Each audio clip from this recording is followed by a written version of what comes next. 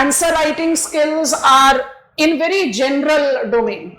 When I talk about answer writing, and we are specifically talking about UPSC requirement, you have to get, and in many of the the CSTP that I have evaluated and sent back, question comprehension is good, but then you are not answering the question well. So answer writing basically asks you to be comfortable with comprehension of question and what is the demand of the question. When you learn certain topic in class, when you learn certain topic yourself, whatsoever way you have prepared your geography optional, you attempt to learn everything about it.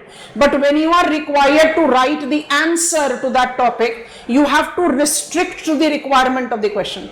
And the topics that we covered in block 1 were much of conventional topics. Conventional topics are the topics where the way I learn in class, more or less the same way I have to write in examination. It is human geography. Excuse me, we had one part, give me a minute. We had a part in our covered topics called applied climatology, where we had something called human element attached to it. Otherwise, overall, this topic that we have covered here are conventional ones. So they are not difficult in comprehension, but still some of us have missed out, either because you were rushing up and we don't believe it, but this is the fact, students. I always say, don't preempt the question, which many of us do. And I'll prove that as I proceed further with my discussion of individual questions one by one. First thing is comprehending the question. In accordance to comprehension of the question, you have to format the answer. Formatting or framing of answer is equal to the content flow. It should not be random sequence of information. I take the first question from your test 1. Examine the concept of heat flux. Also describe the nature of ocean water heat budget. The question is giving you two things. Number 1, examine the concept of heat flux. Imagine this part of the question would not have been there. And straightforward the question was, discuss the nature of ocean water heat budget. Then also, was it not required for us to begin our answer writing with heat flux? Because when you talk about heat flux, then only you take up the reference of the determiner.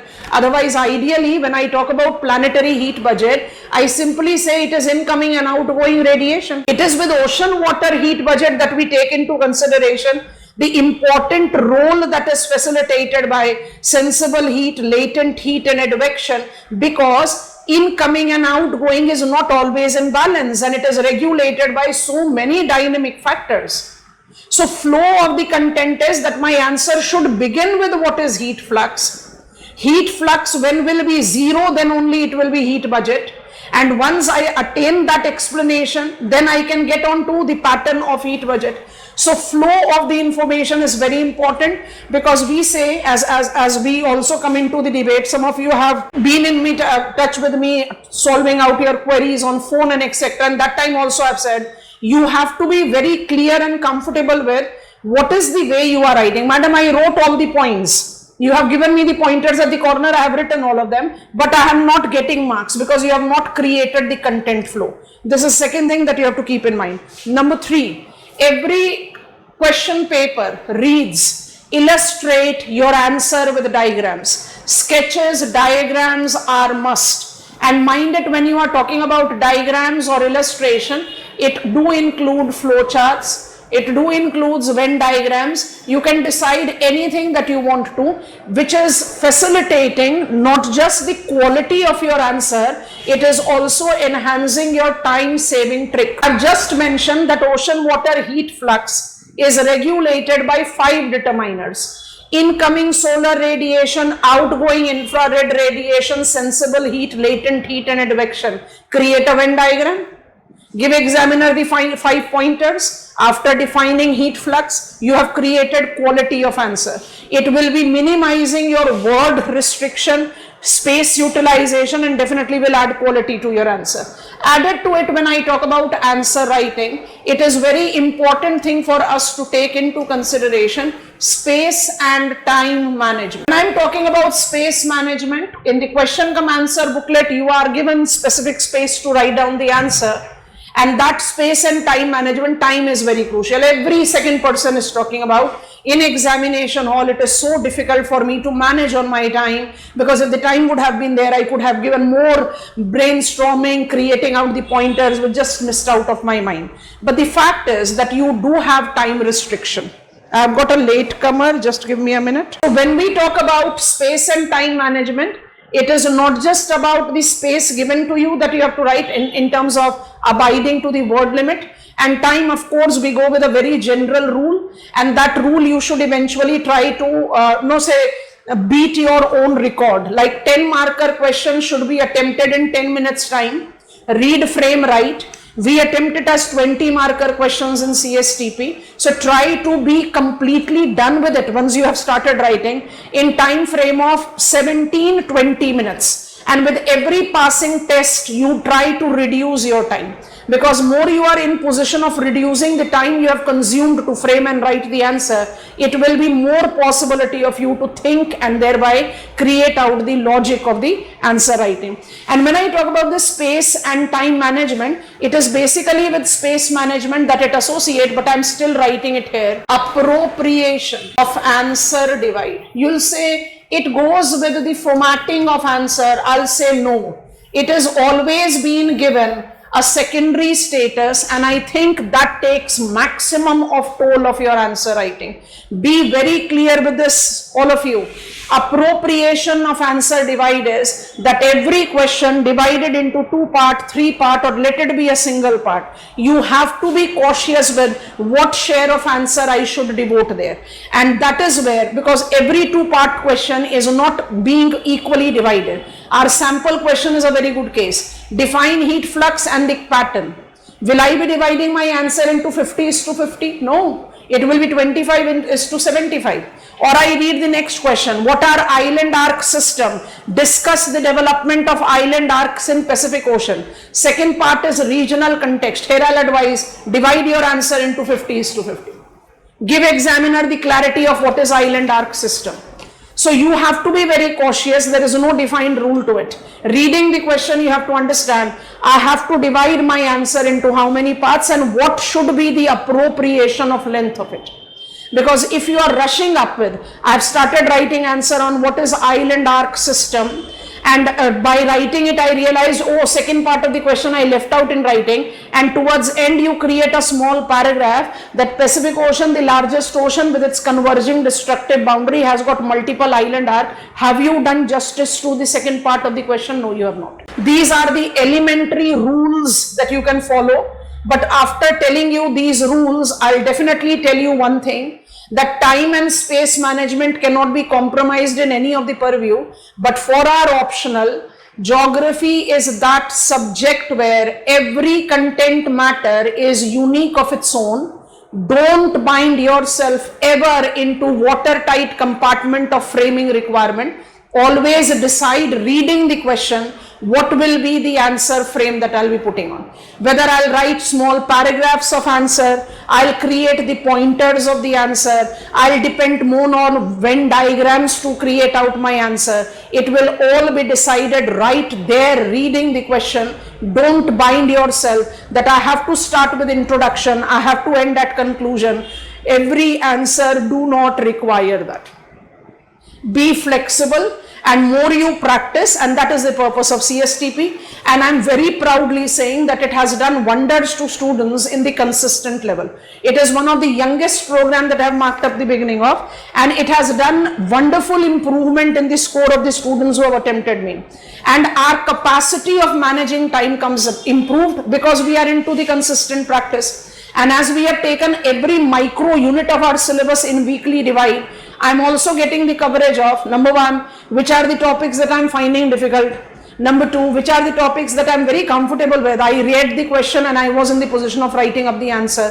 So you can chart out your customized approach of preparation.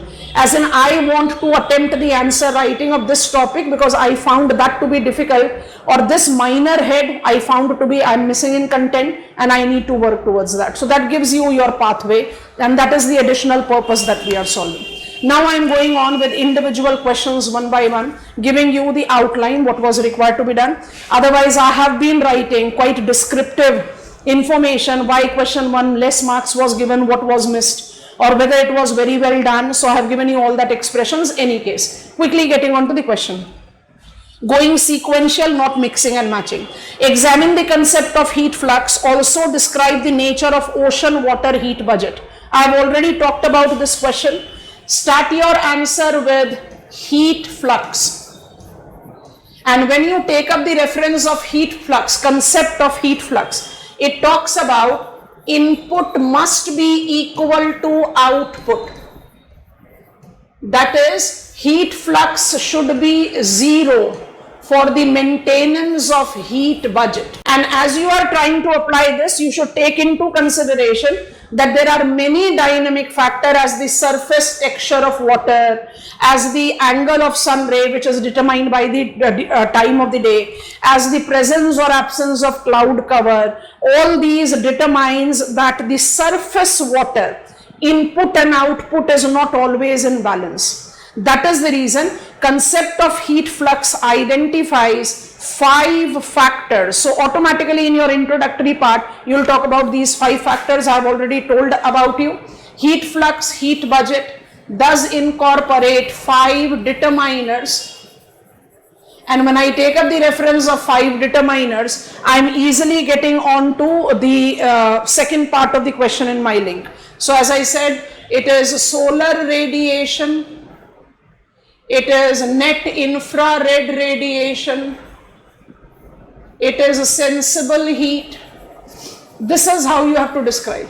It is latent heat, and it is advection. Advection was the case wherein maximum of the answer books I have written. Advection must be incorporated with both gyre circulation and atmospheric circulation. Gyre circulation and atmospheric circulation both tends to determine the movement of water or its heat from one latitude to other. This will be creating the logical sense of answer for us. And every pointer, mind it, I don't need to be English language scholar to write answer of my UPSC examination. But spelling mistakes, grammatical mistake, less expressive statements definitely takes toll. At least don't do the error of spelling mistakes of the technical term. 1 or 2 grammatical mistakes can even be overlooked. But when I am reading this statement, I should come out with the meaning. And that is the reason I always advise every one of you, once you have got back your evaluated test, whether it is from me or any other person, just try to read again what you wrote. Because when you are in the say haste of writing, you sometime do not take into consideration where my construct of statement is going on. These are the baby steps which helps you in improving, and we are putting it on as 1 year cycle. So let it be that every problem that I am facing is overcome, and every strong point that I am possessing is so much groomed that it is coming in my rescue eventually. Sometimes we do encounter unexpected question. I was not mentally prepared with it, or that was a weaker topic of mine. Let us not put ourselves to that stand, but still I can have my positive edge that is coming to my rescue. So try and apply that. This is the purpose here. And if any topic you have found, because every week new topic you have to prepare, any topic you have found that it was my weaker topic, just highlight it in whatsoever study plan that you create, that I have to focus on it. Today it is not possible, let it be 2 weeks later, but I will be talking about giving specific time to think about, okay, this term was not there in my radar. I am not aware of this term. I have heard about this term, but I am not aware of how to apply the content building of it. That is how you will be working on. Question next was, what are island arc systems? Discuss the development of island arcs in Pacific Ocean. I don't think this question anywhere was asking us to get into what are islands. You straightforward was required to get into island arc system, and in place of writing, if I quickly take support of a simple diagram, and such type of sketches should come up in your answer writing swiftly. I don't need to be, again, I don't need to be artist to draw the diagrams, but think about it. Island arc systems are identified to be that consistent chains of island which associate itself with destructive plate boundary. Their alignment to the shoreline or to the submarine trench gives them the recognition as festoons. But mind it, all festoons are not essentially island arcs. Island arcs associate themselves with which constituents? I just want to quickly change the color. This is my subduction zone. I have created submarine trench here, and this trench marks up its development in fore-arc basin. In the back arc basin, subducing, the subduction has resulted into subduction volcanoes, and these subduction volcanoes tends to create the volcanic island arc. Where it is created? It is created in back arc basin. You have given examiner the destructive boundary, fore-arc, back arc, trench, and every required terminology, minimizing the space that you have utilized and maximizing the information. No need to mention that island is that physiographic unit which is surrounded by water from all the sides. Examiner is not asking you to write about what are islands. Island arc system. Why it is called a system? Because it is part and parcel of a complicated destructive plate boundary, and that destructive plate boundary can be oceanic continent convergence or can incorporate oceanic continent and continent, oceanic continent and oceanic convergence. Once you have given examiner this part, then get on to Pacific Ocean. Ultimately, Pacific Ocean, Pacific Ring of Fire is correlated with what? It is one of the most consistent example of converging destructive boundary. And the festoons or island arc system, why is more the rule of Western Pacific? Because in Eastern Pacific, relative location, Eastern Pacific is Western Americas. Eastern Pacific have got continuous continental margin. Western Pacific, that is east of Asia or Oceania, are identified with the multiple arcs of continental islands. So from Aleutian Islands to Kurile Islands to Japanese Islands to Philippines Islands, you are creating the festoons, and you have given examiner excellent example. I am not saying that Eastern Pacific don't have island arc, they do have, but maximum of the island arc is identified with Western Pacific. So you must develop out the demarcation. Pacific is highlighted, talk about it, no need to talk about any other ocean. If the examiner would have given you choice, then also I think Pacific should be the better choice for us, because neither with Atlantic, which is more of a diverging boundary, nor with Indian Ocean, I have got that lengthy list of festoons development as I see with Pacific. So Pacific, any case, here it is specified. Even if it is not specified, my advice always goes, whenever you are writing answer on island arc, make example which you call case study also of Pacific Ocean. Next question read, what are the determiners of salinity pattern in open and marginal water body? Now I'll say it is a very typical conventional question. Salinity pattern where? In open and marginal water. Marginal waters are demarcated into how many categories when we learn physical properties of ocean water? 2 categories. Which are they? Tropical and temperate. And mind it, when I am taking tropical into account, I am taking it from 10 degrees to 45 degrees. I'll write 50 degrees so that it becomes easier. Seasonal variations covered. So 45 degrees to 50 degrees north-south. And when I take temperate, it is 60 degrees to 80 degrees north-south. I don't take 80 to 90 degrees because 80 to 90 degrees are identified with what? 80 to 90 degrees are identified with no variations in land water like 10 degrees north to 10 degrees south. Now think about it. I am reading the question again. Question reads, what are the determiners of salinity pattern in open and marginal water body? You give examiner what is salinity. All of you have done that. Amount of dissolved salt in the sample seawater is called salinity. Ocean water is a universal solvent. It has got more than 47 different sea salts present in it, with sodium chloride accounting for maximum share. From sodium chloride, common salt, the term salinity has evolved. Average ocean water salinity is identified to be 34 to 35 parts per thousand.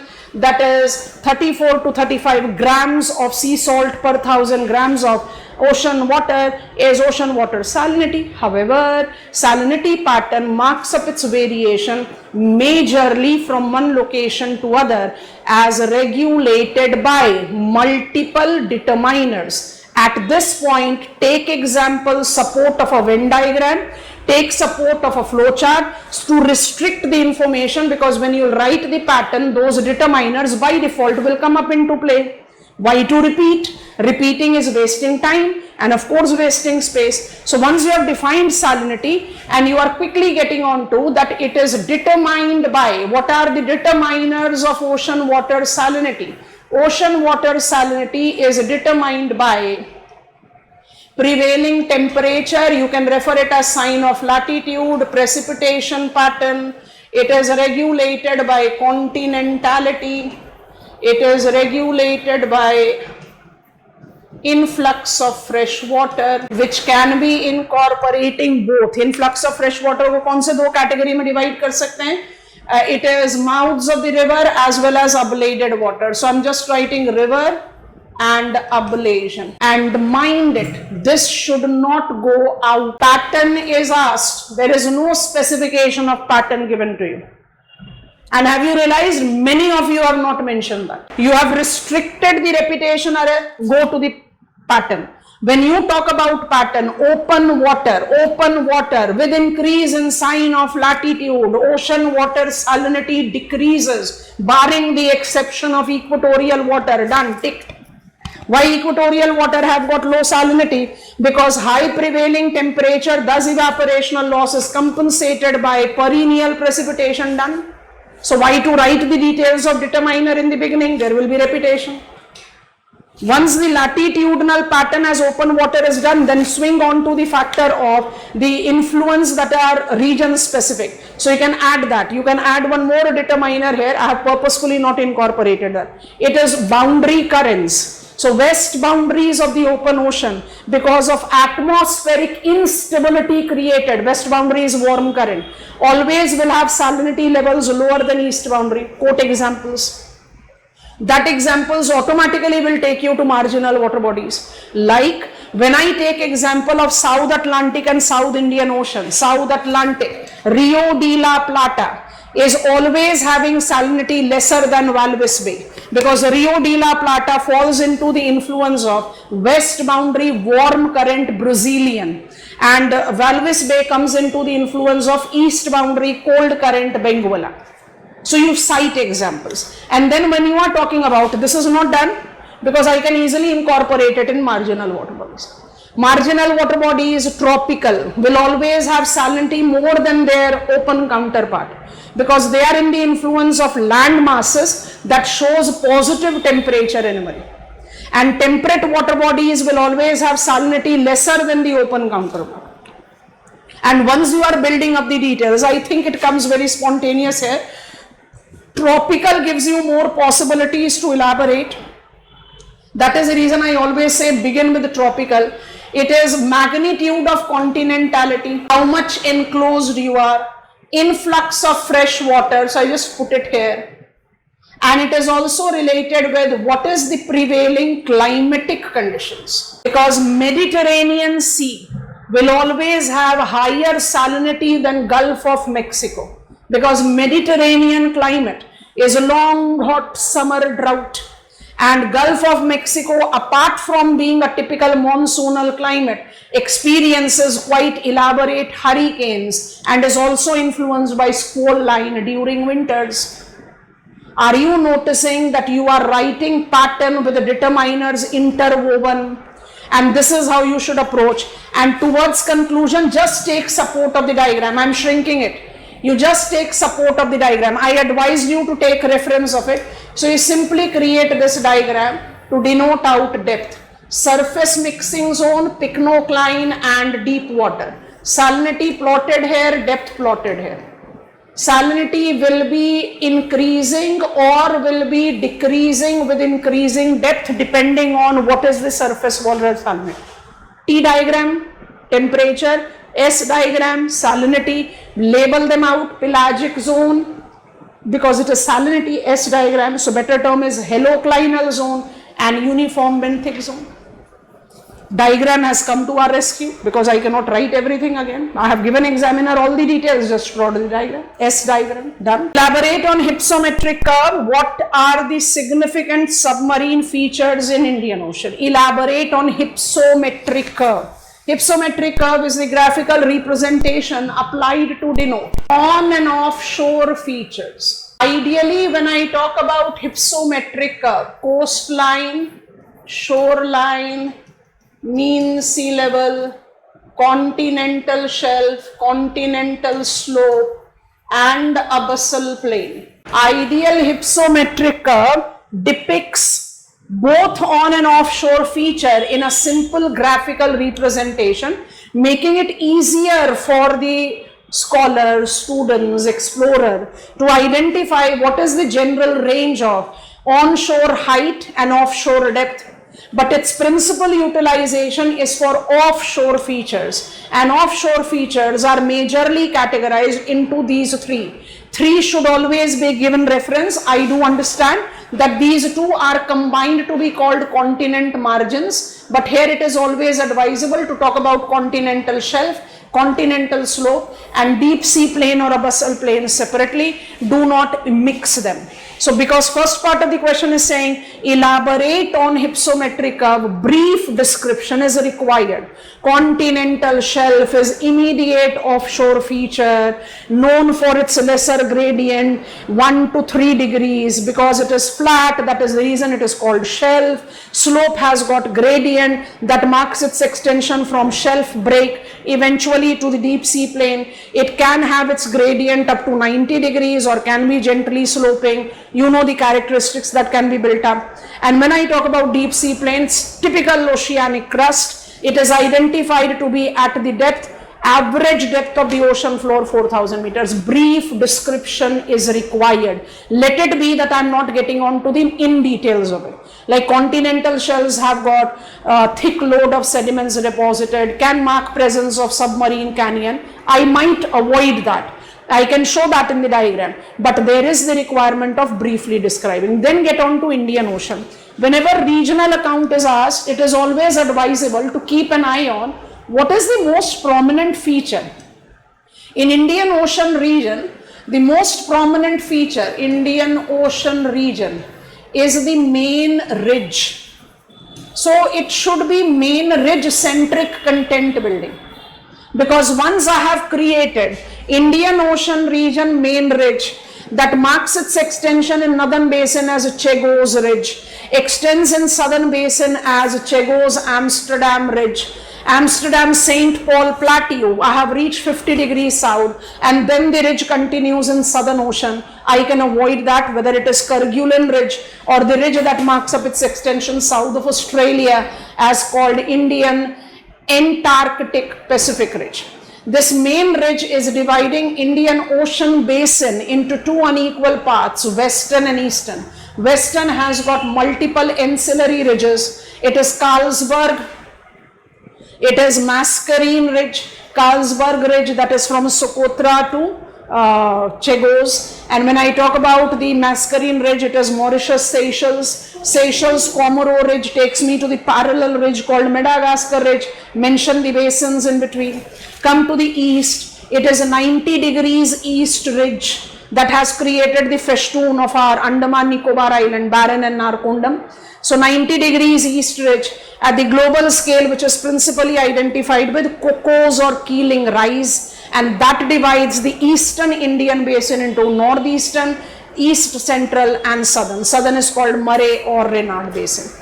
Once you are done with that, then you talk about the other features or you weave it with it. I advise you to weave it because east central will give you the presence of Java or Sunda Trench, the lengthiest linear trench that I identify in Indian Ocean region. Then at conclusion talk about continental shelf as Gulf of Kutch, Gulf of Khambat, Gulf of Martaban. They are giving you, and of course Southern Ocean, southern part you should give some representation. So I've got Joseph Bonaparte Gulf, which is extension of Timor Sea, so you can mention that. Because submarine feature of Indian Ocean is asked. If Atlantic Ocean would have been asked, it has got two variants, equally valuable. Main ridge and continental shelf. 13% of the total area is continental shelf. But with Indian Ocean, it's main ridge. So let it be main ridge centric details. I'm not advising you to miss out on the others, but main ridge should be in the focus.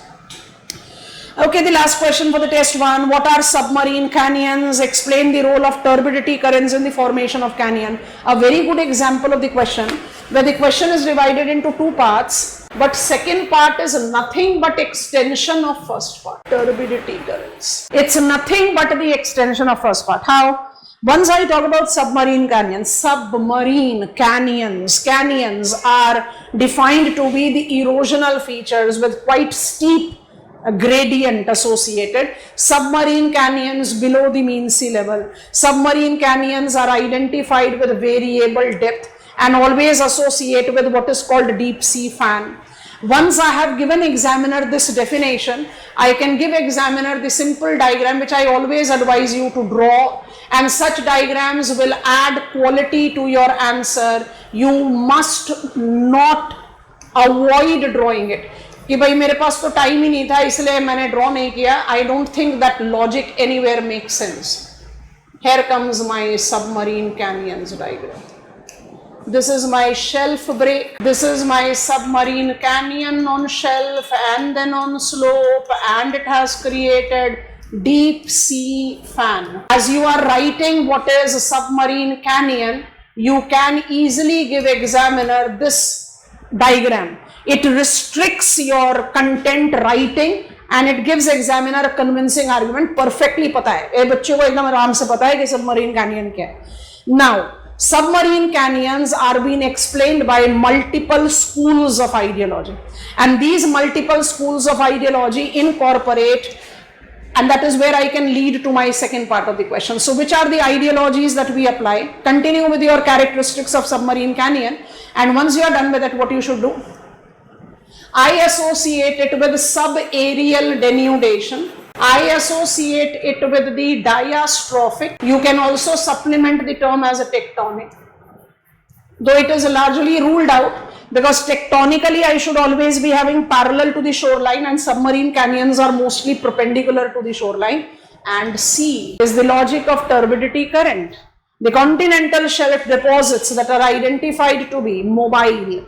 And what creates mobility? Submarine quakes. What creates mobility? It is created by any strong sea wave that has created effective backwash. These generates the mobile shelf deposits acting as the gradational tool on shelf. Because gradient is weak, the gradational effectivity is less compared to slope, and that is the reason turbidity currents involves turbides, the mobile shelf deposits, which tends to create submarine canyons both on shelf and slope, and creates enhanced version of deep sea fan. Mind it, turbidity currents have facilitated the answer to the question that how submarine canyons are found in the areas where I don't have on-shore river. Like if I have in Bay of Bengal, Bengal fan, I have got swatch of no ground, that is Ganga canyons in the territorial water of Bangladesh. So I have on-shore river. Similarly, I have Indus Canyon, politically territory of Pakistan, creating deep sea fan in Arabian Sea. I have onshore river. I have got canyon in United States of America with Hudson River. So I have river, but every submarine canyon do not identify the presence of exogenetic force onshore, and this is where turbidity current gives me the understanding. Subaerial denudation is the classical approach that we follow. So second part of the question automatically is extension of first part of the question. That is how you can easily weave it. Second test started with the question, discuss the category of marine deposits. It's also called marine sediments. Never misinterpret marine deposit or sediments with marine resources. They are related to some extension, but they are not same. Are unconsolidated debris deposits of variable texture, variable composition, deposited at variable platforms. Some of them have been proven to be examples of resources.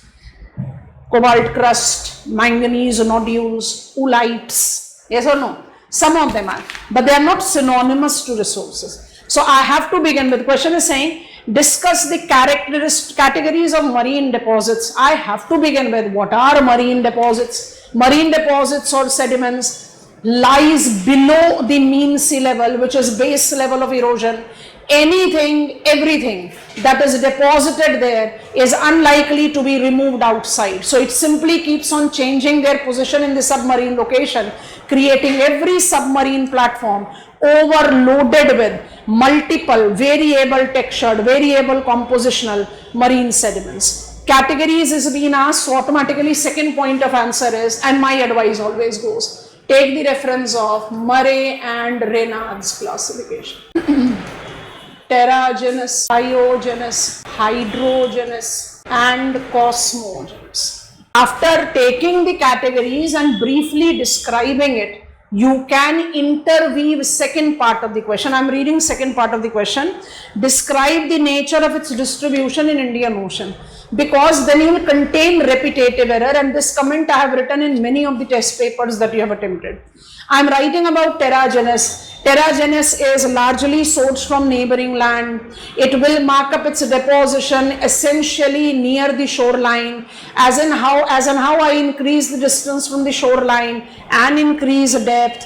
It is that the amount of terragenous material goes on decreasing and the texture becomes much more finer. So larger in amount and poorly sorted, so lesser in amount and very well sorted is the characteristics of most prominent terragenous deposit, that is the gradational load.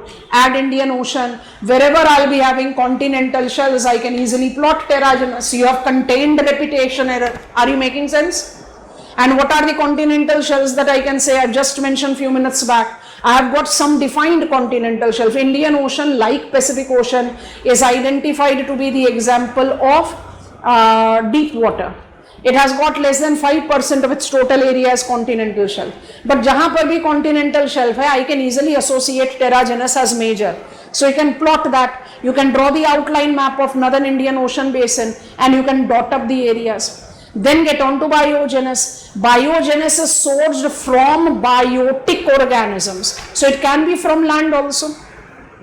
So the neritic platform, that is continental shelf, will have biogenous sediments that will be the combination of terragenous, biogenous and shelf dwellers. But if it is open water, it is called ooze deposits, and ooze is further categorized as calcareous siliceous. Mention CCD, calcium carbonate compensation depth. Add on Indian characteristics here. Wherever I am having the shelves, wherever I am having the submarine platforms, I have mentioned all the submarine platforms few minutes back. Whether it is Chagos, whether it is Cocos, Keeling Rise, Carlsberg Ridge, etc., I'll be having, calcareous ooze. I don't find calcareous ooze below the depth of 2000 meters. Siliceous ooze is found in the deeper location. Once you get to the deeper location, that is the basins, Arabian Basin, Somali Basin, Mauritius Basin, Natal Basin, you are plotting with the shade the siliceous ooze. Then hydrogenous and cosmogenous represents minor and trace deposit, so you can handle them separately. Hydrogenous is authigenic. It is sourced by water itself. So when I talk about authigenic as precipitates, it is with deep water. I have just mentioned them. Manganese nodules, cobalt crust, sulfide crust, they are excellent examples. Red clay. And when I talk about evaporites, it is with the shallower platform as calcium carbonate nodules, oolites, and also sodium chloride, common salt. Cosmogenous, extra terrestrial material, एक line का conclusion में खत्म करो. Extra terrestrial sources which can be meteorite dust, which can be meteorite ash, which is marking up its entry into the surface of the planet Earth, and can add to the marine sediment, though it is trace constituent, full stop. This is the better frame of answer.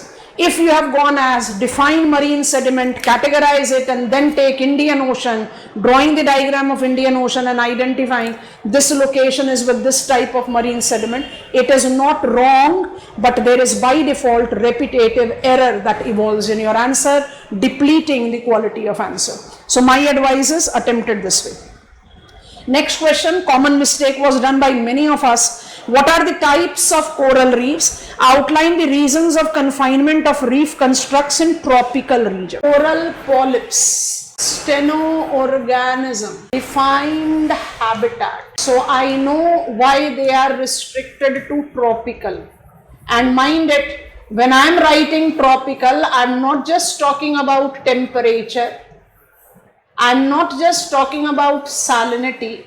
I must add, is every tropical water incorporating presence of coral reefs? No. Tropical water, tropical zone, it is salt water, not rivers. So I have to mention salinity. And in ocean water also, I am making it present in the shallower depth at the location where there is no river mouth. So you must add the other two determiners also. छोड़ना किसी को भी नहीं है. तो आप क्या लिखोगे? You will talk about the photic zone. I need sunlight, and you need to take up the reference of transparency of water. I am writing transparent water. जो गलती आपने की है, ये तो आप सबने लिखा है. जो गलती आप लोगों ने की है वो है types of coral reefs. So coral reefs are organic construct, identifying to be adding to the relief diversity of the ocean water, is not incorporated in hypsometric curve because of its organic characteristics. Coral reefs are categorized as major and minor. या तो आप ऐसे करके लिखो, या आप major के साथ जो माइनर एसोसिएटेड है उसको हाईलाइट कर दो. लाइक फ्रिंजिंग रीफ के साथ आपको बाय डिफॉल्ट करना चाहिए पैच रीफ. आपको अटोल आइलैंड्स के साथ मार्क करना चाहिए प्लेटफॉर्म और bank reef. Are you getting it? Diagram का सपोर्ट लीजिए. But when coral reefs are asked, why and how I should restrict my answer to fringing, barrier and atoll, I should give examiner the major and minor type. My advice is go with major first, write about minor later, and then get on to, because it is organic construct and organisms, coral polyps are identified with a very defined habitat of their survival. So automatically this organic construct is having restricted presence. And when I'm specifying the habitat, as many of you preempted that tropical पूछा है तो सिर्फ temperature के बारे में लिखते हैं, लेकिन सारे ट्रॉपिकल वाटर में तो कोरल रीफ फिर भी नहीं है. So you have to talk about that it is tropical, saline, transparent and photic zone. I don't find it below the depth of 200 meters. No need to get on to the theories. What are the categories and potentialities of marine resources? Categories and potentialities of marine resources. Categories: extractable, non-extractable. Potentiality इसी के साथ weave करेंगे. कैसे? Extractable can be divided into biotic and abiotic. Non-extractable is largely with sea lines of communication. When you talk about biotic, you take into reference nectons, planktons, weeds, seal, whale, pearl, है ना? Abiotic में आओ तो mineral resources को pickup करो, energy resources को pickup करो. And I think while talking about mineral and energy resources, you are automatically getting into the potentials like geothermal energy, tidal energy, non-conventional. Is it not that it is still potential? Are we not talking about the benthic mining when it comes on to mineral resources? I know that I need to get ISA, International Seabed Authorities nod, but then it is largely potential because of many problems economic to ecological. So this is the best frame of writing the answer, where you are talking about, and even with sea lines of communication, a positive outcome of ablation, that Arctic Ocean is almost ablated of its 90% of the ice cover. Are we having possibility of Arctic sea route that has been very strongly pushed by Russia right now? बन गया answer. Be careful with what is the demand of the question, क्योंकि हमने क्या करा, all of us have done what, 1-2 exceptions can be there, we have focused on this. But marine resource also include non-extractable. You have to take into account United Nations Convention on Laws of Seas, which has got its functioning organization as ISA, identifies marine resources to be extractable and non-extractable. Best frame of answer. उसी में आप potential डालते जाओ. We are the believers of resources are not, they become. So every category, like nectons, tropical fishing grounds are not commercially developed as temperate. So tropical fishing grounds are the potential commercial edge in harvesting nectons by mobilizing pharmaceutical, fertilizer or paint lubricant industry because of their high oil content. So that is also the potential thing. It will reduce the repetitive. Elaborate on the factors that complicates tide. Also discuss the conditions that develop tidal bores. दो अलग-अलग question हैं. So you begin with the rise, the bulge that is developed on the water surface due to lunar solar attraction. Complications is created that is generating. Tide generates planetary wave because every attractive bulge will be creating equal opposite centrifugal bulge due to inertia. So do I sound logical? Do I sound logical that complications of tide must take into consideration equilibrium? बस लिख रहे हैं, आपको theories लिखने की जरूरत नहीं है. And dynamic approaches. इसका मतलब आपका tidal complications किस किस की वजह से आया? Lunar plus solar in terms of their relative distances and relative positions. Come on, complications हो गए ना. Lunar attractiveness added by solar attractiveness, syzygy conjunction, syzygy opposition will create spring tide. You have to talk about that. Okay, dynamic factor most of you have attempted. You have to take into reference progressive and amphidromic systems. And any of, you are focusing on both of them or any one of them. It has to be related with the rise, spin of earth, shoreline barrier, Coriolis force. They combine to complicate the movement that is generated by tide. Nutshell, you were supposed to write about both the factors. And if your answer is only about dynamic, you have missed out on a part of answer. And then comes a tidal bore. So tidal bore को आप बिल्कुल अलग से handle करेंगे. The complications of the tidal factors, because tidal bore is something which is very large scale, something very specific. So you have to talk about tidal bores that can be associated with diurnal, semi-diurnal or mixed semi-diurnal tides, associated with the condition where we are having the presence of narrow river mouth, where the progressive tidal water is restricting the discharge of water of river mouth and thus will create tidal bore, which can be attaining significant height, as Quintang River in China is associated with causing coastal flooding and etc. मतलब इस particular question में I was expecting you to write everything about tide. That you are not just talking about the dynamic but equilibrium concept and a large scale purview, that the actual combination of multiple regulators of tide creates diurnal, semi-diurnal and mixed semi-diurnal tides, which if is associated with river mouth can create tidal bore. यहाँ पर scissor work नहीं है, यहाँ पर आपको content को restrict करना. You should restrict the writing and add every aspect, because question is reading what are complicating tides. So complications of the tides comes because lunar and solar attraction, centrifugal, combine with each other or are perpendicular to each other. So I develop syzygy tide and quadrature tide. So is it not complicating tide? It is also. अच्छा, इसकी जगह question दूसरा होता, तो I am reading it other way around. Elaborate on the factors that complicates tidal movements. Think about it. If the question would have read this, I could have avoided this. Yes or no? Because a tidal movement is complicated by these. Here the question is reading tides complicates tides. इसलिए equilibrium concept भी आना चाहिए. Last question was, what are the causes of sea level changes? Examine the impacts of it. Excellent example of the question where the two paths should be interwoven. Sea level changes, impact. Sea level changes can be natural. ये छोड़ा हमने. Natural can be long term and short term. And second is anthropogenic. बन गया answer. जैसे आपने कहा long term natural causes of sea level changes, कौन से फैक्टर्स हुए.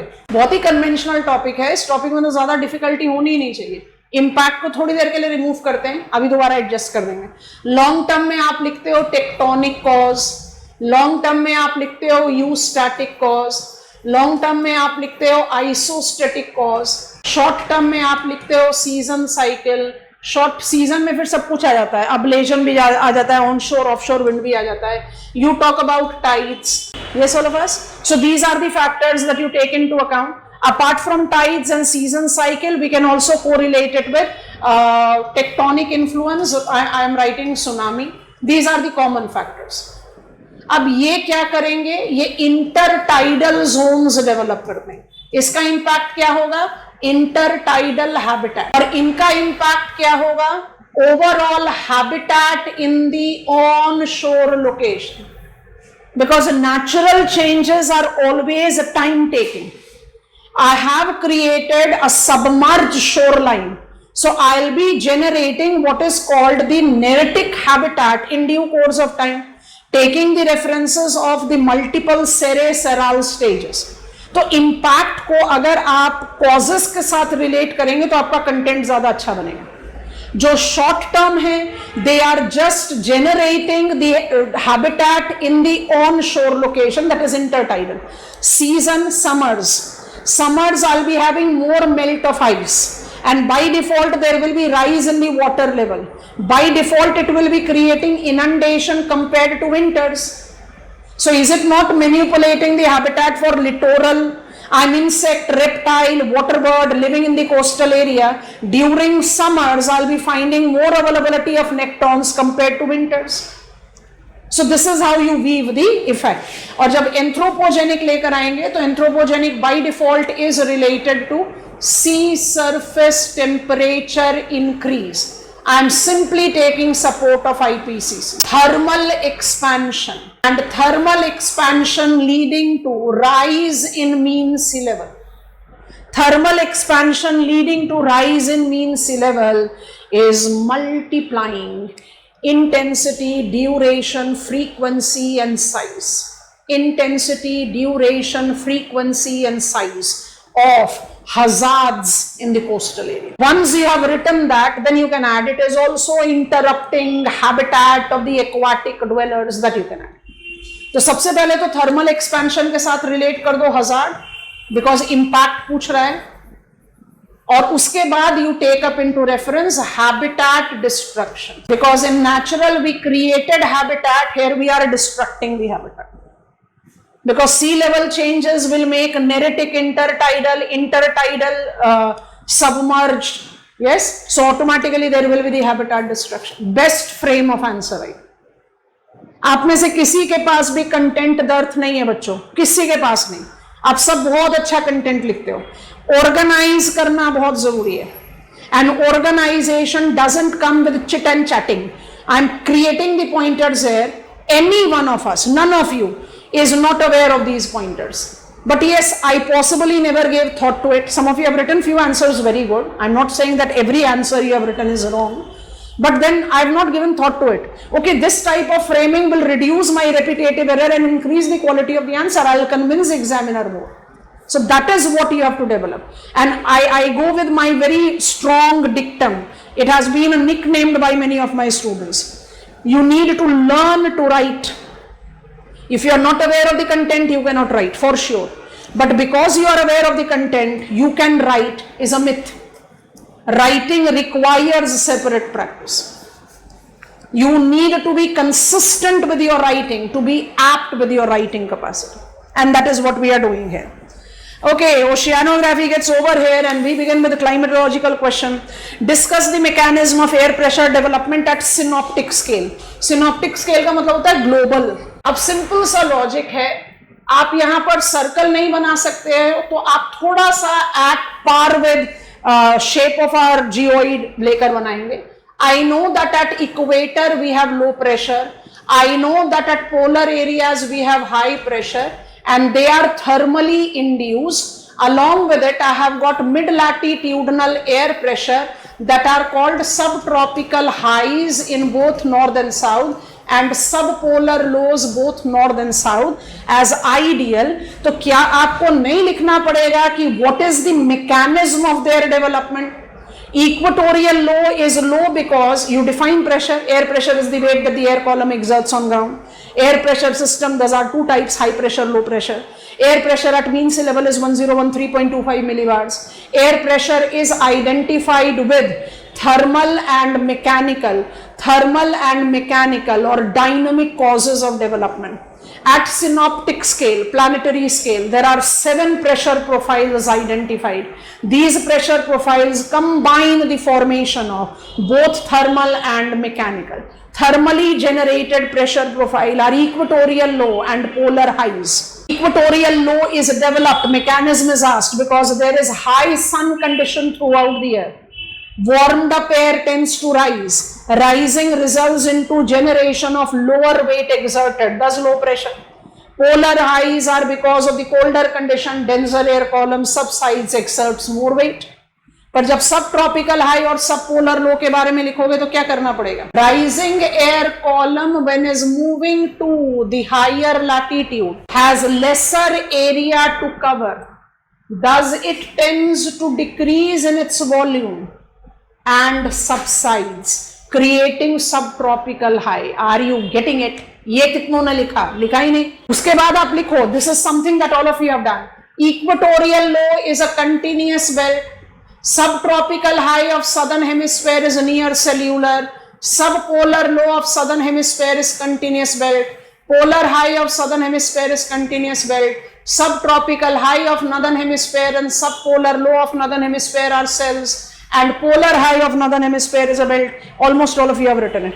These cells represents Hawaiian high and Azores high, and these cells represents Aleutian low and Icelandic low. Perfect. But mechanism kahan gaya?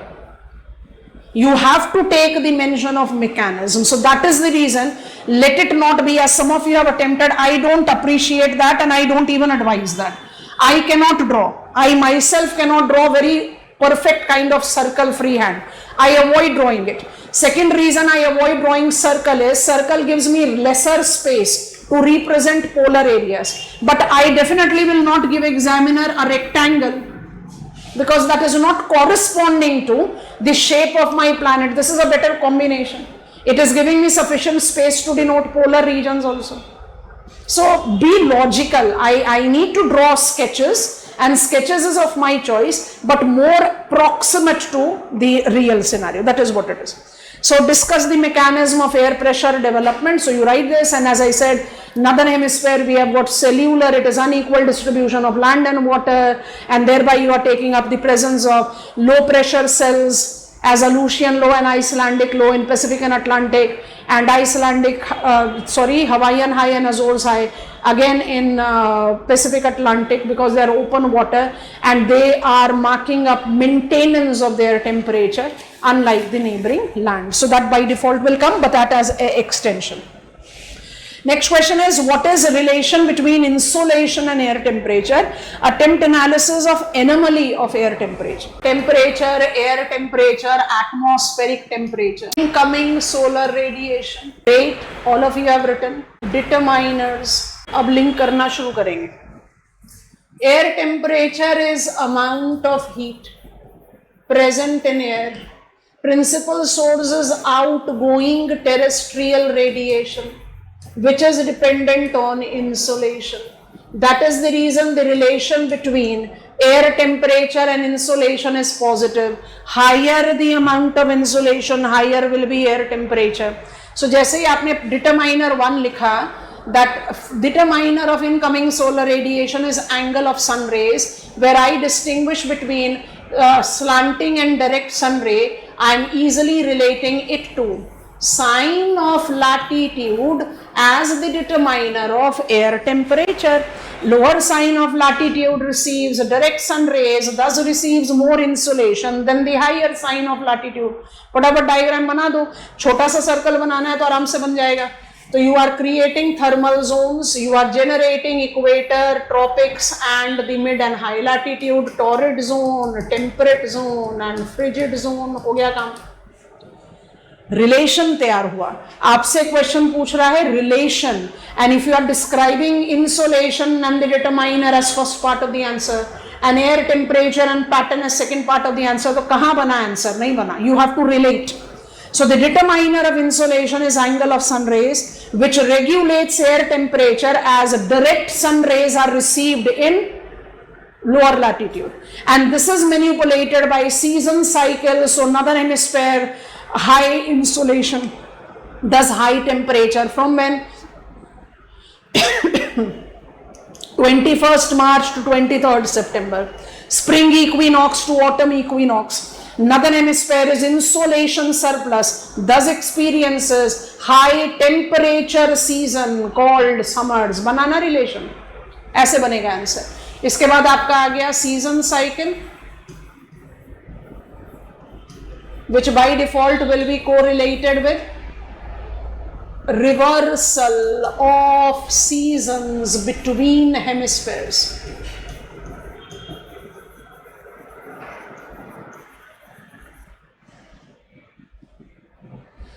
And once you take up the relation task done, you can take into account the third determiner of insolation as atmospheric, where you can have the relation with air temperature, as in atmosphere do influences the amount of insolation that we receive by scattering, absorbing and reflecting. The principal source of reflection is cloud. So atmospheric influence, I can take that atmospheric influence and can apply it. Cloudless days are warmer than cloudy days. Cloud ने क्या कर दिया? Incoming solar radiation को regulate किया, इसलिए temperature को किया. So you can think about that. Mind it, why I have selected days, because I am willing to interlink insolation with temperature. I could have otherwise written also cloudy nights are warmer than cloudless nights, but फिर उसमें insolation का role नहीं रहेगा, इसलिए I have selected days.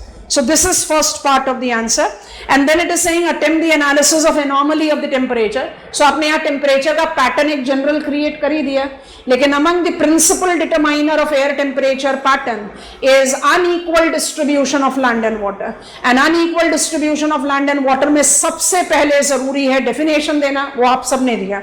Temperature anomaly is variation from the ideal normal average of that given latitude. Land and water at a given sign of latitude cannot give us same temperature, because water maintains its temperature determined by 3. It has got higher specific heat, it is translucent, it is mobile. Once you are done with it, then talk about anomaly in details. I have to add the page, I am adding it. Temperature anomaly is categorized to be of two types, positive and negative. Positive by default will be related to higher temperature, negative lower temperature. Prevailing temperature anomaly without season cycle. Season cycle not considered. Can be identified that in lower latitude, land will always have positive anomaly and neighboring water will have negative. And higher latitude, land will always have negative and neighboring water will have positive. But once I apply season cycle, what exactly comes out into reference? Always remember, high sun season, land will always have positive temperature anomaly. Low sun season, land will always have negative temperature anomaly.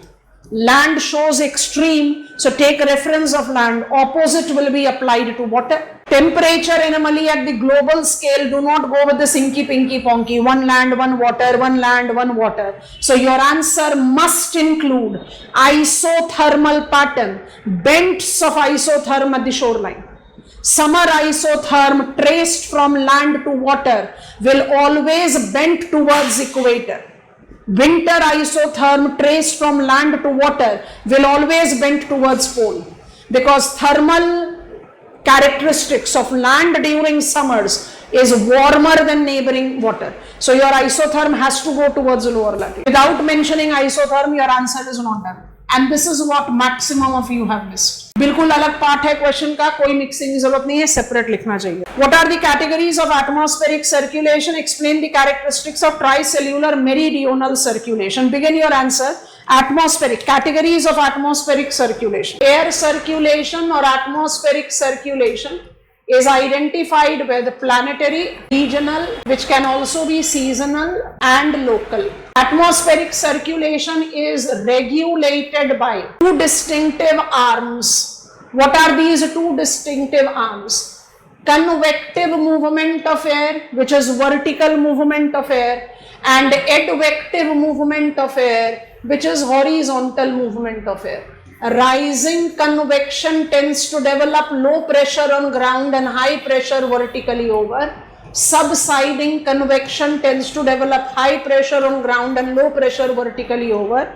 This generated pressure difference tends to mark up surface advection, wind, or upper air advection, making atmospheric circulation a consistent movement of air. This development can be identified at planetary, regional, and local scale. Planetary is prevailing throughout the year. Regional is seasonal as per the variations in the temperature purview. Quote example of seasonal reversal of wind pattern in monsoon. Local is identified with the generated pressure difference between land and water. Take example from Sahara Desert as Siroku and Harmattan, or take example from India as mango shards and cherry blossom. Why I am advising you to write them first? Because second part of the question is saying planetary. It is a tricellular meridional circulation. This diagram divided into 3 cells, shrinking it. As you try to write planetary, diagram आप कैसे भी बना सकते हो. As you create the planetary scale of the movement, you just need to keep an eye on rising convection, subsiding. I have developed Hadley cell. I have developed Ferrel cell. I have developed polar cell. 90 degrees, 60 degrees, 30 degrees, 0 degrees, north. Tropopause. Hadley cell, Ferrel cell, polar cell. And please note that when you are writing about tricellular meridional circulation, you must mention the weather conditions. Every rising convection will create a wetter weather condition. Subsiding will be creating drier, that must be written. Okay, elaborate on the concept of atmospheric stability and instability. Also discuss weather conditions developed. I don't think this question to be divided into 2 parts. Weather condition should be interwoven. And the answer must come up with atmosphere incorporate normal lapse rate applied to entire troposphere. However, for the specific air column, it is environmental lapse rate, which is not synonymous to normal lapse rate, as it marks its variation. You must start with this. Rising air column is subjected to adiabatic cooling. Adiabatic cooling is the process of no subtraction of heat, only with the change in the volume, the process of cooling that we experience. Adiabatic cooling, called adiabatic lapse rate, is divided into 2 types, dry adiabatic and wet adiabatic lapse rate. Wet adiabatic lapse rate is retarded because it is retarded by release of latent heat, and that is the reason it is, I am just writing latent heat release. That is the reason it is 5 degrees Celsius per kilometer, and dry adiabatic lapse rate is 10 degrees Celsius per kilometer. इसके introduction के बिना आपका answer नहीं बनेगा. Then you get on to the reference of atmospheric stability stands for what? Stability is when the rising air column ceases to rise because it has cooled down compared to surrounding. Technical. When the adiabatic lapse rate is greater than environmental lapse rate, you will create stability. Stable weather conditions will be dry, do not give us much scope to talk about. Side mein hata do. Atmospheric instability thus develops when environmental lapse rate is greater than adiabatic lapse rate, and it incorporates two variants, absolute instability and conditional instability. When you are sitting in lab and talking about absolute instability, you say environmental lapse rate is steeper than steepest adiabatic lapse rate. And if it is to be quoted as example, cyclonic rise, convectional rise, turbulent weather, thundering, lightning. So talk about that. Conditional instability when environmental lapse rate is fringing between wet and dry adiabatic lapse rate. So in one combination it is stable and one combination it is unstable.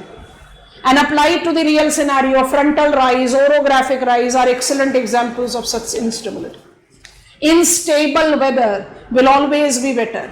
If it is absolute unstable weather, it will be turbulent. Best way of creating the answer. Last question in this session was what is meant by heat budget. पहले भी पढ़ा हमने. And discuss latitudinal pattern of heat budget with its determiner. Latitudinal pattern पूछा है तो यहाँ पर आप heat budget वही incoming and outgoing radiation. NCERT का diagram is the best diagram that you can draw. I don't find that diagram to be better anywhere in any of the standard textbook. जो आप incoming and outgoing solar radiation का values specify करते हो with cloud 27 units, reflection from the ice, so you have got -6, -27 and -2 wasted. What is absorbed is +14 by atmosphere. What is absorbed is +51 by surface of the earth. Answer शुरू करो यहां से. Role played by atmosphere. Radiating back 17 is going out, radiating back 34 is blocked by atmosphere. जैसे ही आपने answer की शुरुआत करी है heat budget, this is the diagram that you have to take into account, focusing on what is role played by atmosphere. If atmosphere would not have been there, scattering and wastage, reflection and wastage, and absorption of the harmful ultraviolet rays when it comes on to ozone would not be there. And if atmosphere would not have been there, outgoing terrestrial radiation would have readily escaped and we would not be having the warming up effect by greenhouse gases, carbon dioxide. Daily range of temperature is maintained by atmosphere. ऐसा शुरू करो. उसके बाद पूछ रहा है latitudinal pattern. So latitudinal pattern का simple सा logic है. 0 डिग्रीज को डिमार्केट करेंगे, 45 डिग्रीज नॉर्थ एंड साउथ को डिमार्केट करेंगे. You need to understand that we are having insolation surplus and deficit factor. They are identified to be the locations where we are receiving more in lower latitude and less in higher latitude. यहाँ पर वही content आ जाएगा जो आपने first test में लिखा था, advection. What is the determiner of latitudinal heat budget? Advection. And what are the demarcation of advections here? Advection includes atmospheric and gyre circulation. यहाँ पर repetition है. So you have to talk about heat budget and you have to talk about the latitudinal pattern. इस तरह के swift sketches are must. इनके बिना तो आपका आंसर कभी भी कंप्लीट नहीं माना जाए. Next question was an easier question which was of our test number 4. Discuss mechanism, types and distribution of precipitation. Mechanism भी पूछ रहा है, टाइप्स भी पूछ रहा है, डिस्ट्रीब्यूशन भी पूछ रहा है. तो क्या हम आंसर को 3 पार्ट में डिवाइड करें? बिल्कुल भी नहीं. रेपिटेशन आए. Precipitation is falling of moisture from base of the cloud. Falling of moisture from atmosphere गलत definition है. Even every cloud is not rain forming. Yes or no? So जब आपसे question पूछ रहा है discuss the mechanism, distribution and precipitation. So once you have defined precipitation, you need to identify rain drop forming processes and let it be in the introduction itself, that are applicable within clouds. So Bergeron भी आ जाएगा, और mutual merger जिसको आप collisions and collision concept कहते हो, दोनों को डाल दो. That is part and parcel of definition. उसके बाद जो आपसे टाइप्स एंड डिस्ट्रीब्यूशन पूछ रहा है उसको आप कंबाइन करें तो ज्यादा बढ़िया रहेगा. लेकिन if you have decided to talk about, because once you have talked about rain drop forming formation, you can add types. अब टाइप्स को आपने मैकेनिज्म के साथ मिस इंटरप्रेट कर दिया तो you have missed out on rain drop forming. क्योंकि जैसे ही आप टाइप्स की बात करते हो, types incorporate convectional, cyclonic, orographic. Right करने के पीछे रीजन है फ्रंटल. क्योंकि जब आपने इन टाइप्स के बारे में लिखना शुरू किया, आप फॉर्म्स को अपने आप ऐड कर सकते हो. Like convectional, I was warm enough to rise on my own. I won't be causing snowfall. I won't be related to snow, sleet, glaze. है कि नहीं? I'll be related to rain, hail, drizzle. तो form अपने आप आ गया. Why to repeat? If it is orographic, if this barrier would not have been there, the wind would not have been subjected to rising. Because of this barrier, I'm rising. So I'm automatically not capable of holding that much of the moisture to create hail. तो इस तरह के combination से आप precipitation को contain कर सकते हो. इसके बाद आप प्रेसिपिटेशन पैटर्न लिखें तो भी आप आराम से कर सकते हो. But as I said, divide मत करो. क्यों नहीं करो वो भी समझा दे रहे. प्रेसिपिटेशन पैटर्न को लिखते समय आपका आंसर 110% शुरू होना चाहिए. WMO recognizing global precipitation pattern at 1000 millimeter with variation or variable characteristics as determined by sign of latitude, as determined by nature of circulation, as determined by maritime and continental location, and as determined by orographic barrier. आपने इसके बारे में जरूर लिखना है. You cannot miss out on these.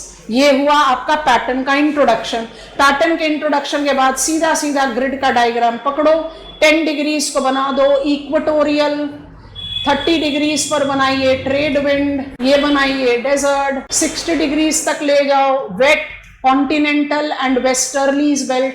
This is westerlies belt, this is mid latitude desert and steppes, and this is moist mid latitude, and this is polar or arctic desert. जब आप Indian geography में answer लिखते हो, this is called precipitation regimes or regions of world. 7 precipitation regimes are demarcated. ये हुआ 0 to 10 degrees, ये हुआ 10 to 30 degrees, ये हुआ 30 to 60 degrees, and this is 60 to 90 degrees. When you write precipitation distribution in India, mechanism एक ही है ना, monsoonal. तो वहां पर आप अप्लाई कर सकते हो Kendrew's classification. That I divide map of India into amount of precipitation. More than 200, 100 to 200, less than 100. यहाँ तो mechanism अलग अलग है. अगर amount of precipitation का classification लेंगे तो by default repetition करोगे. So better classification ये. अब सोच कर देखो हम क्यों बोल रहे हैं कि आंसर को डिवाइड नहीं करना चाहिए. I am writing about equatorial precipitation region. Will I not write 10 degrees north to 10 degrees south as Amazon basin, Congo basin? Will I not write that it is the example of absolute instability, convectional rise throughout the year, maritime equatorial air mass? What is the amount of precipitation? Up to 300 centimeters, very well distributed throughout the year with rainfall maximas during equinoxes. What are the forms of precipitation? Rain, drizzle, hail, snow. तो rule out करते हो, yes or no? So you are by default repeating. So very important thing is decide. You can write, define precipitation, talk about the mechanism, Bergeron, collision, coalescence formation. But after that, take diagram, types can be demarcated as this, forms can be demarcated as this. Get on to the precipitation pattern and वहां पर आप types और forms को लिखो. Repetition contain होगा. And this is the point that many of you have missed. When you are supposed to write about pattern, you must talk about what are the determiners of variable pattern. उसके बिना answer नहीं बनता. Okay, what is Bergeron? Bergeron is commonly applied with raindrop formation. So I purposefully gave you this. What is Bergeron's synoptic classification? Synoptic फिर से term आया, global. provide details in it in regional perspective. We have gone wrong with this. Bergeron हम में से बहुत लोगों ने पहचान लिया था. Synoptic categorization of Bergeron's classification is of air masses. So I define air mass, three-dimensional homogeneous masses of air. They are at synoptic scale, categorized on the basis of latitude and relief. So combine करेंगे, latitude पर होता है tropical और polar, और relief पर होता है continental and maritime. तो सिनॉप्टिक स्केल पे तो कितने एयर मासेस हो गए? 4 ही तो होंगे. Bergeron talks about air masses classification based on latitude and relief. Minded जो आप लोगों ने क्लासिफिकेशन प्रेजेंट किया है taking into reference temperature and stability, ये सिनॉप्टिक कैटेगरी नहीं होता, क्योंकि this is how the air masses experiences modification. तो मेरा जो ट्रॉपिकल कॉन्टिनेंटल एयर मास है वो टेम्परेचर बेस पे tropical continental cold, tropical continental warm हो सकता है, और कॉन्टिनेंटल ट्रॉपिकल एयर मास वार्म के साथ स्टेबल हो सकता है, कॉन्टिनेंट ट्रॉपिकल एयर मास वार्म के साथ अनस्टेबल हो सकता है. तो ये जो आपकी कैटेगरीज हैं, इनको कंबाइन करके जो आप 16 एयर मासेस क्रिएट करते हो, that is not at synoptic scale. Synoptic scale पर सिर्फ 4 एयर मासेस आते हैं. ठीक है. So Bergeron's classification is involving 4 principal air masses: continental tropical, maritime tropical, continental polar, maritime polar. यहां पर उसकी कैरेक्टरिस्टिक्स डिटेल्स ब्रीफली लिख सकते हैं, but I don't think it is required. इसके बाद गड़बड़ क्या करी आप लोगों ने? आपने पकड़ा continental tropical air mass and you have started talking about it is typical, it's source area is tropical land masses, permanent location is tropical deserts, it relates to the weather conditions that is dry. बिल्कुल सही, पर ऐसा तो question पूछ नहीं रहा. It is asking to write regional account. So आपको करना क्या है, बर्जेरोन क्लासिफिकेशन देने के बाद कोई एक रीजन अपनी सिलेक्शन का लेना है. Africa we don't advise, because Africa में मेरे पास ट्रॉपिकल एयर मास के आगे और कुछ आता नहीं. So either you take North America और यू टेक यूरोप. यूरोप में भी जो possibility of the different air masses हैं वो रिस्ट्रिक्ट हो जाती है, because Europe is principally into the influence of maritime tropical air mass, है ना. तो रीजनल अकाउंट देना है, सिस्टमैटिक नहीं देना है कि continental polar air mass develops in Canada and Siberia. तो ये तो रीजनल अकाउंट नहीं हुआ, ये सिस्टमैटिक हो गया. Regional is north America is in the influence of continental polar Canadian, continental tropical US, maritime polar Atlantic Pacific, maritime tropical Atlantic Pacific Gulf of Mexico, and what kind of weather conditions they develop. Are you understanding it, class? Regional account, father of dualism, Varenius, regional versus systematic. This is a regional account that is being asked. You are not supposed to write it systematic. Easy question was number 3. Many of you have done it very well. What are the parameters on which tropical and temperate cyclones can be distinguished? Whenever the question on distinction is asked, avoid this. Cyclone को define करो. Low pressure system. 2 तरीके से कर सकते हो. Temperate cyclone, tropical cyclone. Tabular representation बनाकर categories बनाओ. On what parameter? Parameter 1 is location, parameter 2 is mechanism, parameter 3 is आप location के साथ structure add कर सकते हो या separate करो structure. parameter 4 is weather effect. अगर आप tabular भी लिख रहे हो तो टेबल ऐसे बनाने के साथ यहां पर characteristics combination में लिखो, फिर इसको पिकअप करो और फिर लिखो. That is how it should be. Diagram दोनों में बनेंगे. Parameters on which I can demarcate them is this. अब आप टैब्यूलर नहीं लिखना चाहते हो, पैराग्राफ में लिखना चाहते हो, तो भी आपके 4 पैराग्राफ बनने चाहिए. Tropical and temperate cyclones are distinguished on the basis of their location. Location determines mechanism. अगर आपने एक पूरा पैराग्राफ ट्रॉपिकल साइक्लोन का लिख दिया, उसके बाद एक पूरा पैराग्राफ टेम्परेट साइक्लोन का लिख रहे हो, तो आपने आंसर ऑफ डिस्टिंक्शन नहीं दिया, आपने describe tropical and temperate cyclone दे दिया. Is that comfortable with us? When you are required to distinguish, you need to compare.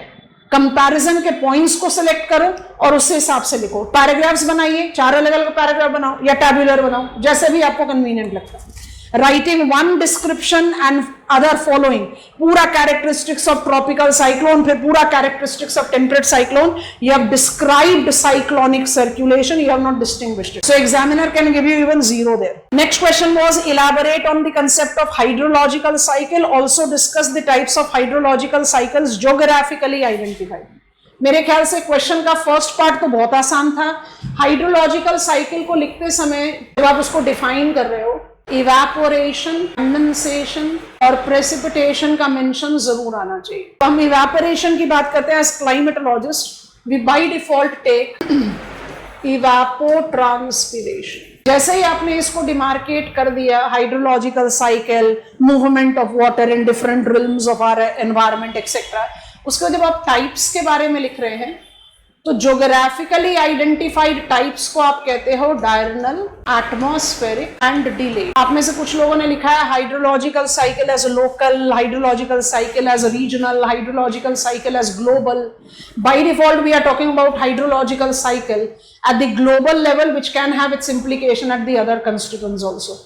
That is not wrong classification, but geographically hydrological cycle includes diurnal, evaporation forenoon, precipitation afternoon, equatorial climate, atmospheric, when the falling precipitation partially gets adiabatically warmed up and gets re-evaporated. Virga. It is not just identified with equatorial climate, it is related to mesocyclone that associate with tornadoes. And delayed hydrological cycle are the hydrological cycle that associate with precipitation falling in nurturing the ice caps or in generating percolation to replenish groundwater, because it do not come up in circulation swift. Ye categories. Okay. Last question of this test was, what are the types of climatic classification? Provide details of basis of Köppen's classification. मेरे ख्याल से इस question में दो चीजों का ध्यान बहुत जरूरी रखना था. We have missed out. Climate is aggregate of weather conditions and climatic classification are categorized into genetic, empirical and applied. तीनों की डेफिनेशन जरूर चाहिए. नहीं लिखोगे तो पहले पार्ट ऑफ क्वेश्चन का आंसर छूट गया. You have to write about genetic, one element and I describe thermal zone, precipitation region. Empirical, two most measured elements of weather and climate, temperature, precipitation. Köppen's classification falls here. And applied is where you take effectivity of temperature and precipitation to each other. Thornwaite's classification belongs here. जब आपने description दे दिया, उसके बाद आपने empirical category में कोपन्स classification को pickup करना है. अब आपसे पूछा है बेसिस ऑफ कोपन्स क्लासिफिकेशन, तो आपको थोड़ा सा फ्रेमिंग का ध्यान रखना चाहिए. ध्यान से सुनेंगे. Basis of Köppen's classification incorporate temperature as the prominent base. That is the reason A type of climate, C type of climate, D type of climate and E type of climate. Out of 6 principal climate, 4 climate temperature based है. Tropical, subtropical, temperate and polar. और polar climate के जो दोनों सब categories हैं, tundra and frosted, they are temperature based. तो आपने basis पर एम्फोसिस देकर बताया tropical, subtropical, temperate and polar climate are temperature based, where polar, tundra ET and frosted EF characteristics लिखो is based on temperature. Once this is done, then you come to second. The second prominent base of classification is precipitation, and based on precipitation a complete climatic category called B, dry type of climate, has been identified. Additionally, both the subcategories, B के साथ second alphabetical symbol भी capital चलता है, so both the subcategories of B type of climate, that is semi-arid, steppe and desert BW, is totally based on precipitation. आप इसके description दीजिए और उसके बाद आप लिखिए कि AF, AW and AM, CF, CW and CS, DW and DF, मतलब ACD टाइप ऑफ क्लाइमेट की जितनी सब कैटेगरीज हैं वो सब प्रेसिपिटेशन बेस्ड है. आ रही है बात समझ में? बेसिस पर फोकस किया. डिस्क्रिप्शन तो करना पड़ेगा पर बेसिस पर. उसके बाद लिख दो 36 मॉडिफिकेशन ही added altitude with H type of climate, and because his classification was inspired by D. Kendall, so he has given vegetation to all the principal category. Full stop. ऐसे बनना है. इसे हमने अप्रोच नहीं किया इसको ऐसे. Okay, coming on to the last, discuss the mechanism of Indian monsoons and rainfall pattern. जल्दी से बताना बच्चों, इंडियन मॉनसून्स तो दो होते हैं ना, advancing monsoons and retreating monsoon. हम में से कितने लोगों ने इंटरप्रेट किया कि भाई रिट्रीटिंग मॉनसून भी लिखना है? आधे से ज्यादा ने नहीं किया. जब आपसे पूछ रहा है mechanism, principle, can I change on the page? Go ahead दे दो. You know the alphabetical symbols, framing is important. ठीक है, okay. India has got two types of monsoon. So Indian monsoons का मैकेनिज्म और रेनफॉल पैटर्न पूछ रहा है. Principal answer will be advancing monsoon, कोई डिनायल नहीं. एडवांसिंग मॉनसून्स का जब आप मैकेनिज्म लिखते हो तो आपको मैकेनिज्म को पूरा क्लाइमेटोलॉजी से डिराइव करना पड़ता है, एकदम फुल्ली. सो जब आप मैकेनिज्म लिख रहे हो तो आपको classical approaches and modern approaches को कंबाइन करना पड़ेगा. मतलब आप थर्मल कंसेप्ट भी लिखेंगे, आईटीसीजी कंसेप्ट भी लिखेंगे, आप मोनेक्स भी लिखोगे, और आप एल नीनो सदर्न ऑसिलेशन कुछ हद तक आप ऐड कर सकते हो, MJO and Indian ocean dipole. बहुत ब्रीफली मैकेनिज्म पूछ रहे हैं. Once that is done, then you talk about that how Indian land mass is dividing Arabian Sea, Bay of Bengal branches. Diagram दे दो. And after doing that, because scope of rainfall pattern पूरा details में तो है नहीं, तो simple 4 pointer pick up करो. Advancing monsoonal season causes more than 70% of country's rainfall, barring the exception of 3 areas: Coromandel coast, Lahul Spiti, Leh Ladakh. And what is the pattern of rainfall? 3 things. Amount of precipitation decreases from south to north. Amount of precipitation decreases from west to east in peninsula. Amount of precipitation decreases from east to west in extra peninsula. Done. Focus रखना है mechanism पर. और जब आप आओगे retreating monsoon में तो आपके पास लिखने के लिए बहुत कम कंटेंट है. तो रिट्रीटिंग मॉनसून में आपको अनइक्वल और differential heating and cooling of land and water का मेंशन करना पड़ेगा. Because during this season I am reestablishing Hadley cell, जो आपने यहां पर मॉडिफाई किया था. Reestablished Hadley cell involves reestablishment of north eastern trade. Northeastern trade attains moisture from warm Bay of Bengal and thus causes precipitation in Coromandel coast between 15th September to 15th December. IMD का जो technical demarcation है ना, retreating monsoonal season. और क्या amount of precipitation है? 100 से 200 centimetres. Onshore wind will remain effective after 15th December also, but it will not act as a northeast monsoon because by 15th December Bay of Bengal will cool down. तो यहाँ पर pattern और mechanism साथ साथ चलेंगे, लेकिन advancing monsoon में mechanism को अलग से मेंशन करना पड़ेगा. अगर क्वेश्चन होता समर मॉनसून तो फिर आप वहां नहीं जाते. अगर क्वेश्चन होता एडवांसिंग मॉनसून तो आप उसको टच नहीं करते. बट ये मॉनसून्स पूछ रहा है तो आपको दोनों लिखने चाहिए. What are geostrophic wind? Provide details of its type and weather effect. शुरू सबने बड़ा अच्छा किया इस आंसर को. फ्रिक्शनल ड्रैग को हटा देते हैं. Coriolis force, geostrophic wind, parallel to the isobar. बिल्कुल perfect. Geostrophic winds are identified to be the winds that moves parallel to the isobars, unlike gradient winds which are perpendicular to the isobars. They mark up their development when the pressure gradient force is counterbalanced by Coriolis force, as the Coriolis effect is influenced by the wind velocity. That is the reason geostrophic flow is identified at the upper air level, not on surface. Geostrophic flows are associated essentially with planetary zonal parameters. There are 3. If I specify them with the perennial row, there are 2 types of zonal flow. One is called polar and 2 is called subtropical. And as both of them are identified in either hemisphere, they can be called polar and subtropical jets, creating global garland. जैसे ही हमने इनको supplement कर दिया jet से, तो polar night jet, seasonal enlargement as polar front jet, subtropical westerly jet and seasonal inculcation of tropical easterly jet. आपको पता है क्या वेदर कंडीशंस लिखना है. कैटेगरीज बना दोगे तो वेदर कंडीशंस अपने आप आएंगे. बट हमेशा याद रखना 4 जेट स्ट्रीम्स नहीं हैं, 2 ही हैं. Polar front jet is extension of polar night jet, and tropical easterly jet is actually technically not a jet stream, because for me to be jet I should be upper air westerly is perennial planetary. Tropical easterly jet तो seasonal और regional है, but वो characteristics of weather influence को enhance करता है, इसलिए लिखना जरूरी है. तो जियोस्ट्रोफिक विंड को अलग से डिफाइन करो, कैटेगरीज बनाते ही वेदर इफेक्टिविटी साथ साथ लिखना शुरू कर देंगे. What are the causes of climate change? जैसे सी लेवल चेंज में बताया था, causes of climate change में दोनों ऐड करना पड़ेगा, नेचुरल अभी बता रहे हैं.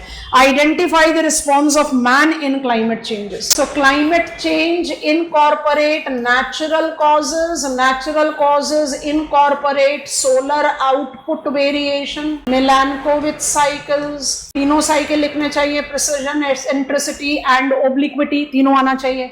Volcanic dust hypothesis, continent drift, anthropogenic changes in atmospheric composition, land use changes and unsustainable agriculture. Categories मिल जाते हैं. Changes in atmospheric composition में पूरा कुछ आ जाएगा. Burning of fossil fuel, yes or no? Because when I talk about changes in atmospheric constituent, you are taking up increasing greenhouse gases. तो वहां पर आप आराम से बर्निंग ऑफ फॉसिल फ्यूल को ऐड कर सकते हो. Methane is coming from unsustainable agriculture, but when I talk about the changes in atmospheric constituent, it is largely with industrial, urban, vehicular traffic, carbonaceous aerosol. So categories बन गए. जब आपने climate change में anthropogenic के बारे में लिख दिया, then you have to take into account the impact which is multifold. And minded impact को आपको आईपीसीसी के 6th असेसमेंट रिपोर्ट से ही डिराइव आउट करना चाहिए. सो impact of change of climate is change of the climate as dimming and warming, extreme weather effect, vector-borne diseases, water resource problems, urban climate problem. 6th assessment report में ये बहुत importantly associated है. And of course agricultural vulnerability and food security. ये सारी चीजें आपने लिखी. Question पूछ रहा है, इसको आप वेन डायग्राम में लिखो. आपसे पूछ रहा है what is human response. So human response में दो चीजें जरूर आनी चाहिए. Let it be brief. What are the two umbrella expressions that we associate with human response to mitigate and abate? Mitigate. Every change that we have induced to the climate system is irreversible. Irreversible. So mitigate is let us not repeat the mistake. And adaptation is because everything is irreversible, adapt to the changes. So human response to the change in the climate is to mitigate and to adapt. और mitigate और adaptation का जो की expression है वो UNFCCC and Vienna convention से आता है. This is Paris agreement and this is Montreal protocol. Of course you have to take up into account Kigali arrangement. Briefly लिखना है पर लिखना पड़ेगा. मिटिगेशन और अडेप्टेशन दोनों आना चाहिए. Second last question for this session. Elaborate on application of climatology. Also specify causes and consequences of urban climate change. अभी हमने इस क्वेश्चन में आपको बता दिया causes of urban climate change is essentially land use changes, green cover हटाना, concrete jungles, industrial vehicular pollution. These are the things that you are deriving from your urban dome. लिखने में क्या जरूरी चाहिए ऐड कर देते हैं. सीक्वेंशियली भी चलते हैं बट फिर भी.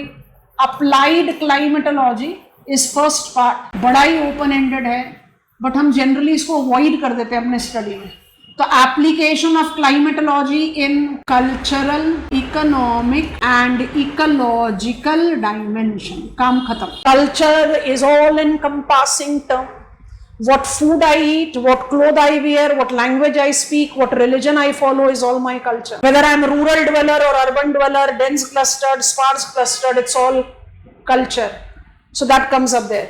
Economic activity में by default agriculture centric, climate centric will be agriculture. And then agriculture related or dependent factors will be the other. But when I talk about economic activity, I need to understand that apart from agriculture, we identify agriculture dependent. So इसको ऐसे करके कर दो, value addition. And ecological, you are taking ecosystem services. आपका answer आपके हाथ से कहीं नहीं जाएगा.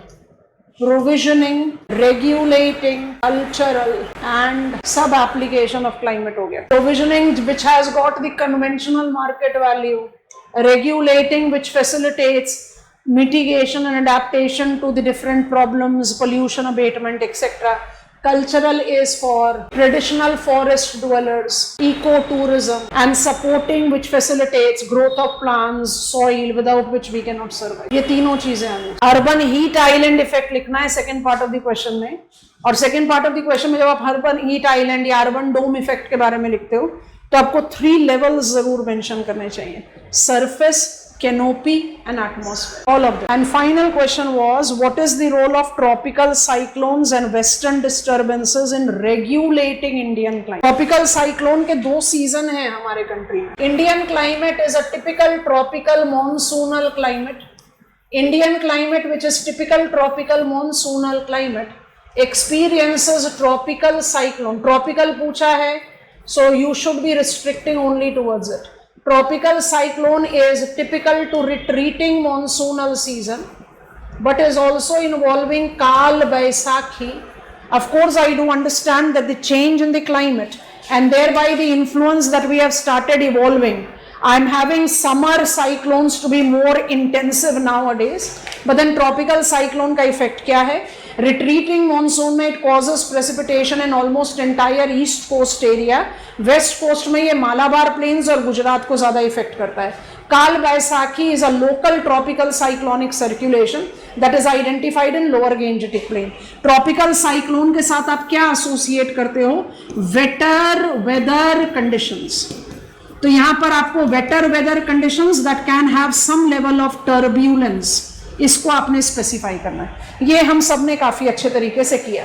जो दूसरा पार्ट है वेस्टर्न डिस्टर्बेंसेस का, इसको भी IMD साइक्लोन ही बोलती है, टेम्परेट साइक्लोन बोलती है. But any case western disturbances को आपने एसोसिएट करना है सब ट्रॉपिकल वेस्टर्ली जेट के साथ.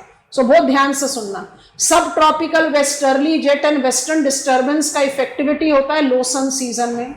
लो सन सीजन में एक तो ये विंटर प्रेसिपिटेशन कॉज करता है by trapping and transporting the low pressure of Mediterranean sea, और दूसरा ये कोल्ड वेव कंडीशंस क्रिएट कर सकता है by creating cloud cover which will be reflecting incoming solar radiation. और जो चीज हम मिस करते हैं वो है high sun season. During high sun season, advancing monsoonal season, erratic presence of effect of subtropical jet tends to create dry spells and also heat wave conditions. ये बना logical answer. कि हम western disturbances को हमेशा relate करते हैं किसके साथ? It is related to subtropical westerly jet. Answer को इस तरह से लिखने की एक practice दीजिए अपने आप को, and I think that is going to give you significant edge. Nothing is that I don't know, but everything do not crop up in our mind when we are beginning with the writing. So try to always frame the answer and write. In CSTP, we are not binding us to the time limit, but eventually you have to get to that. नहीं तो तुम्हारा practice कभी भी full नहीं होगा. I mean, I'm taking luxury of 1 hour to write an answer. Will I get that luxury in examination hall? No. So let it be that first 2-3 tests you are taking time, but eventually you should make yourself to write quality answer in the restricted time. That is how it will be work. So bye bye from my side. Next session when will be applied, you will be informed accordingly. Take care. Try to improve it on this front. Bye bye.